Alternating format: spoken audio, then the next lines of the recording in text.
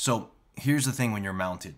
Anytime you get mounted, you don't want your opponent's hands low either by your hips or down by your knees, because that's basically where they're gonna put their hands if they're gonna do like a hydraulic escape, a kipping escape, or an elbow escape, or a hip escape. So watch what I do to be able to get his hands up. Ideally is always elbows down, right? But in that, yeah, there's nothing to protect the neck.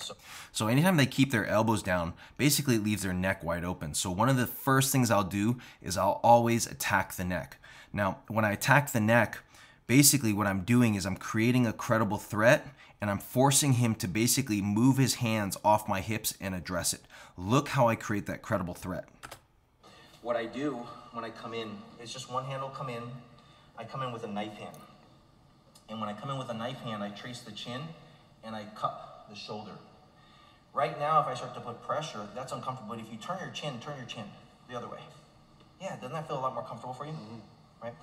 So what I do to prevent him from turning his chin is once I come underneath, because I want to put my wrist, this part of my bone, this sharp part, I want it on his throat. Right? I want it right on his throat. I want it to be so uncomfortable, he has to address it. So watch this little detail. This little detail is a game changer. Basically, when I start to attack his neck, I don't want him turning his chin. I don't want him to be able to turn his head to the side to be able to relieve that pressure. So look what I do with my elbow. Right? And I know it's an easy, so I come here, hand comes in, and then look, my elbow kicks out a little bit. You guys see that? Turn your chin.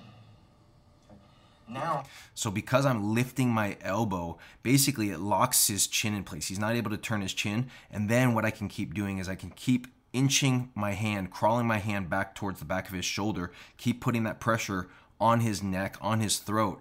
And what that's going to do is that's going to force him to take his hands away from my hips and away from my knees where he wants him to be able to escape. And it's basically going to grab and defend. You feel that?